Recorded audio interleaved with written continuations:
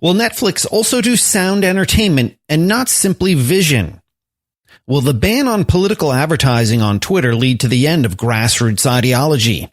Should we pay more attention to mass trends when it comes to economic movements? We'll dig into these trending topics and more on the Business Management Podcast at the intersection of marketing, technology, media, and pop culture. It's called Disruptive FM. Roll the title. It's Disruptive FM. Disruptive FM. Disruptive FM. Welcome to Disruptive FM, where business and culture collide. Sponsored by Microsoft and Branding Strategy Insider. With your host, Jeffrey Colon. Okay, here we go. Hey, what's up, everybody? Welcome to Disruptive FM. This is episode 57. I'm Jeffrey Colon, head of brand studio for Microsoft Advertising. Thanks for joining us. On the way, 3 trending topics to unpack. And we'll also hear from Robert Shiller of Yale University, who is a Nobel Prize winner, about his New York Times best-selling book, Narrative Economics. It's going to be a good one, so let's dive in. Here are this week's trending topics. Netsound.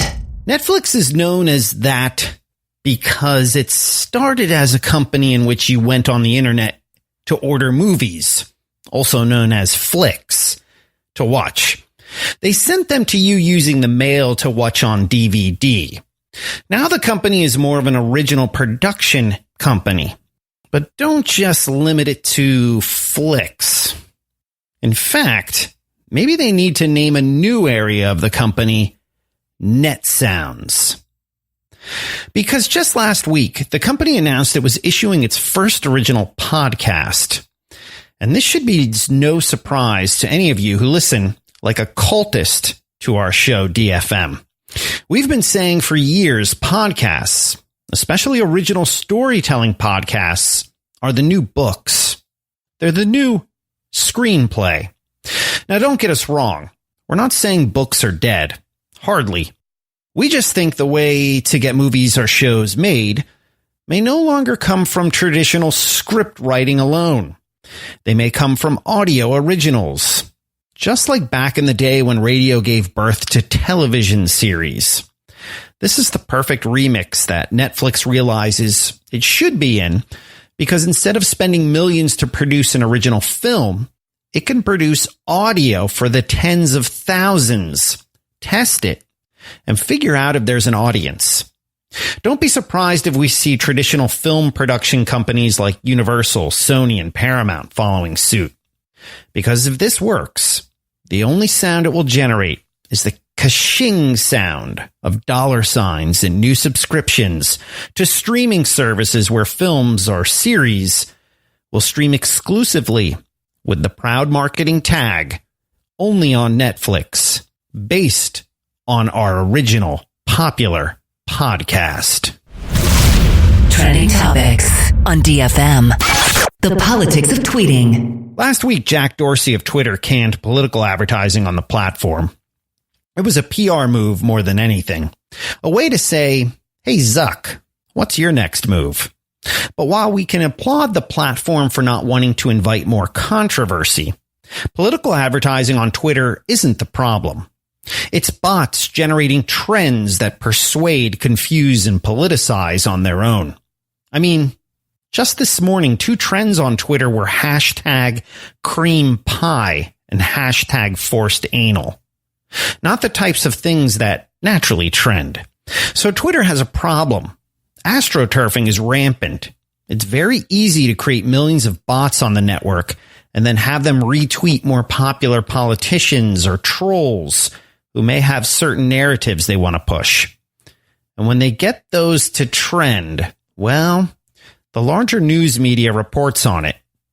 And then people's opinions, well, they may be swayed. The whole platform seems to be one big game, which means that banning political ads won't stop trending topics from trending, especially if you have enough bots to carry your message. Hashtag the world is a game.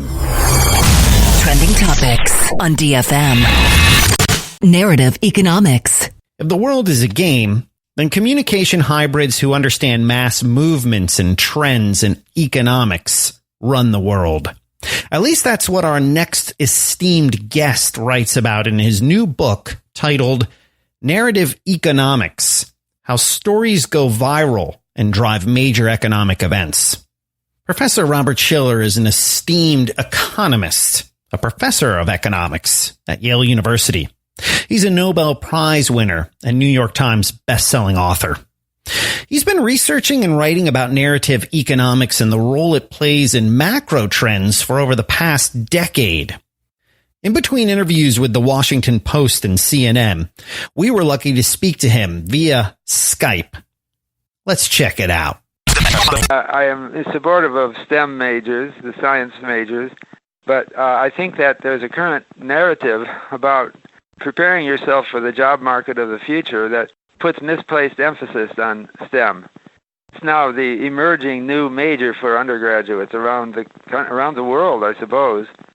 But in fact, I think that at least for people who aspire to reach the top, having knowledge of history and people is equally, or depending on your circumstance, maybe even more important, because so much of running an enterprise requires depth of knowledge of how things happened in the past and what mistakes people made. That's something that it's not formulaic. It's a sense of the world. So this has been shown in various studies. Murnane and Levy wrote a book called The New Division of Labor, it was 10 years ago or so, and investigated which occupations seem to have outlived the computer revolution the most. And they concluded that it's kind of depth of knowledge and communication skills that really survive as important. You can be a great scientist and not have a job. Remember that. So I'm not giving any blanket advice, but I think that it's certainly a reasonable thought that one could major in literature or history, preparing for a life in business. We need STEM, science, technology, engineering, math. But we also need people who can tell stories. Robert Shiller, author of the new book, Narrative Economics: How Stories Go Viral and Drive Major Economic Events. Yale University professor of economics and Nobel Prize winner. The book is out now on Princeton University Press, where all fine books are sold. You're listening to Disruptive FM with Jeffrey Colon. Now, here comes the music.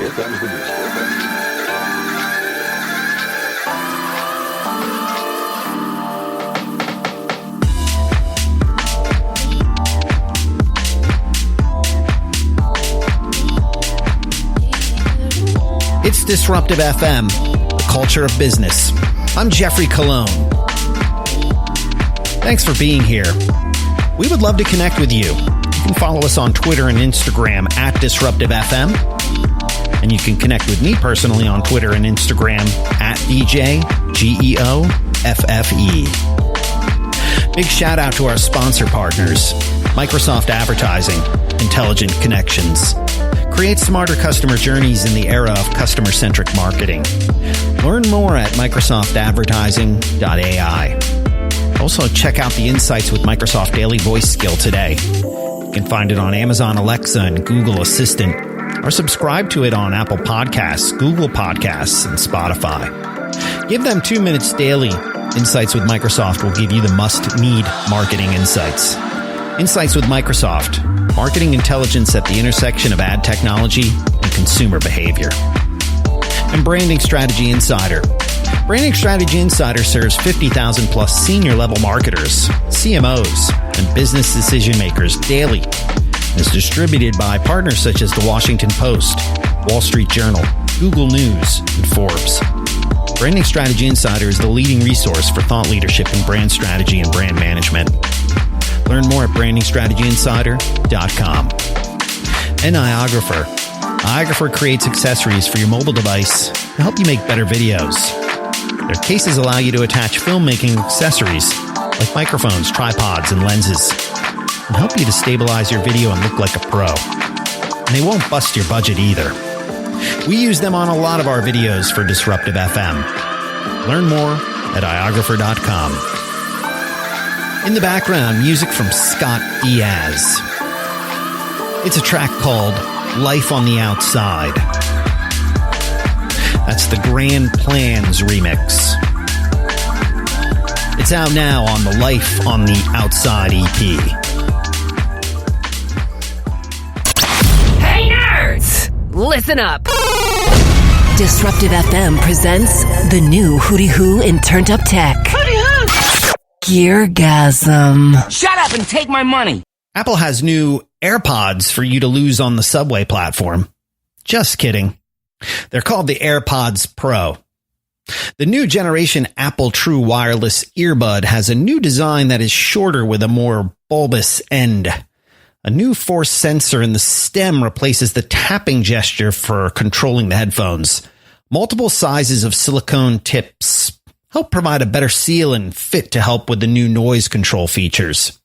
Speaking of the Pro, includes active noise cancellation, adaptive EQ, and transparency mode. These all rely not only on external mic, but an internal mic that can hear what your ear is hearing. They now fit in a redesigned wireless charging case that is shorter and wider than the original. AirPods Pro did fit well for us, but we could use more sizes of the silicone ear tips. A smaller size or half sizes would go a long way towards making these fit perfect.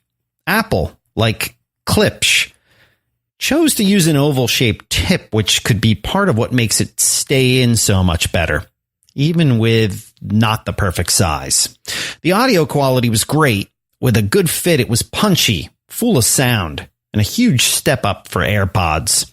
Not saying this is an audiophile quality or what you'd get with a set of dedicated over-ear cans, but wow, we were very happy with the audio quality these put out. The pros: smaller design, much better audio quality, and they stay in much better. The cons: needs more granular ear tips. Charging case is a little awkward, and the higher price tag and no price decrease on second gen leaves us asking some questions there.